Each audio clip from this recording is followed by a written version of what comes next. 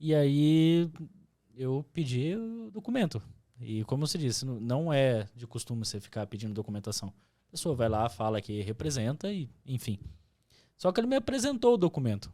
Aí ele chegou com um contrato e a primeira coisa que eu vi é o prazo do contrato. Tava prazo indeterminado. Era praticamente um contrato vitalício. Uhum. Aí eu falei, já tem uma coisa errada aqui. Esse contrato já não tá valendo nada. Não sou advogado e tudo mais. Mas já começa por aí. E ali ele falava que quando o atleta tivesse um salário X, ele ia ter 30% do salário do jogador. E era um menino de 15 anos. Ele não tinha noção que isso funcionava. Isso já faz bastante tempo, mas eu tenho certeza que isso acaba acontecendo até... mas se não for desse jeito, muitas vezes a família não vai ter condição de levar um menino para fazer uma avaliação e tudo mais, e acaba se submetendo. Só que tem que ter algumas diferenças ali. Tem que ter a diferença, o entendimento, e eu vou pedir para você explicar isso de uma maneira bem simples para que entendam. O que é um contrato civil, o que é um contrato na esfera desportiva, como é que funciona, o que pode, o que não pode, quando que ele pode assinar o primeiro contrato profissional, se ele for menor de idade, quem que assina junto com ele. Eu explico um pouquinho disso, só para quem está do outro lado, porque talvez o pai que está com um filho de 11, 12 anos, ele está ainda procurando uma oportunidade numa categoria de base. Mas daqui a pouco o filho dele é aprovado numa categoria de base.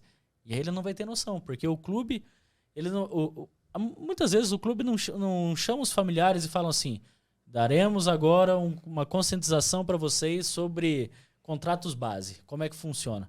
Ele não faz isso. O que faz? Tem medo de documento aí, assina, devolve aqui para mim porque a gente precisa fazer isso para registrar teu filho, porque ele vai jogar sábado. Muitas vezes assim funciona, né? Explica um pouquinho qual a diferenciação desses contratos, como é que funciona, só para o pai ter uma noção. Então, como eu falei, até 16 a gente não fala de contrato profissional, né?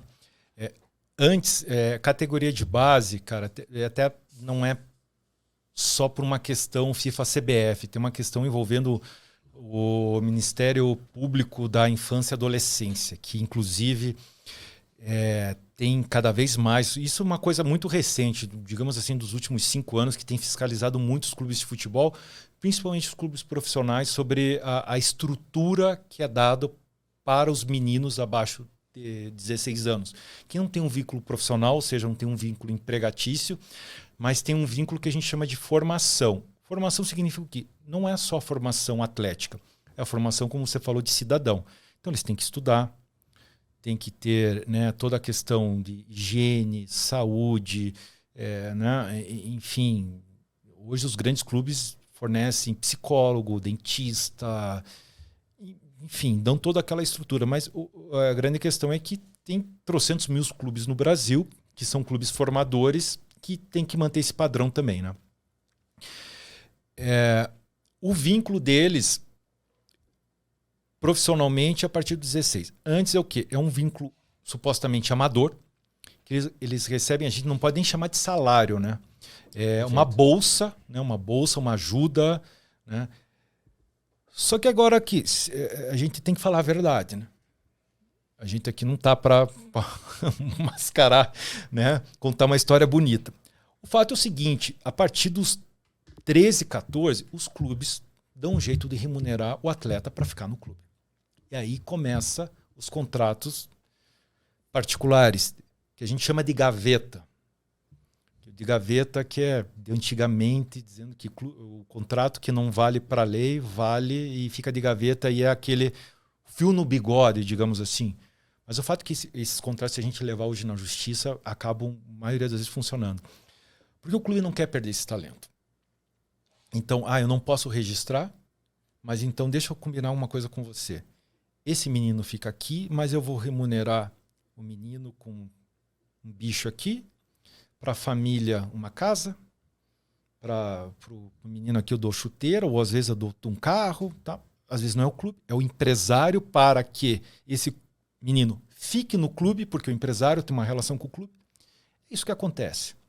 Eu sempre falei o seguinte, abaixo dos 16, os clubes de futebol têm um poço de crédito não contabilizado, digamos assim, porque um dia ele vai ter que prestar conta com relação a isso. E aí que volta a falar. É o momento que, mais do que nunca, os pais têm que ficarem atentos. Porque ali começa a se negociar uma preciosidade que ele acha que vale, mas o empresário e o clube já enxergaram muito mais do que o pai até acha que vale e já estão resolvendo isso. Então, eu falo, quem está fora do futebol entende disso? Consegue ajudar? Não, né? Não sabe que sonha. Eu, depois do Curitiba, eu trabalhei em consultoria internacional, inclusive fazendo auditoria internacional para vários clubes. E quando eu cheguei lá, tinha um trabalho num grande clube brasileiro, me chamaram para ajudar. Ah, você pode dar umas dicas? Eu comecei a listar algumas coisas assim, eles ficaram de cabelo em pé. Mas isso não existe, não está... mas essa é a realidade. Não significa que não está na lei, que não existe. Então, volto a falar. Jogou aonde? Conhece a realidade? Pais, a partir dos 12, 13, começa em volta um trabalho ali de transformar esse ativo num crédito futuro para o empresário e para o clube. Como ficar atento? Veja quem está abordando. Procure alguém de confiança para bem orientar. Os clubes, sim, não conseguem amarrar, mas pelo regulamento FIFA e CBF. Mas eles amarram de algum jeito que alguém vai dizer, não, fica aqui nesse clube. Não, vai, joga. Não, aqui, ó, nós vamos dar aqui um adiantamento. Mas se está dando adiantamento aqui, tem uma conta para pagar lá. Então, esse é o jogo. O jogo não é fácil, mas é o que acontece. É o que acontece.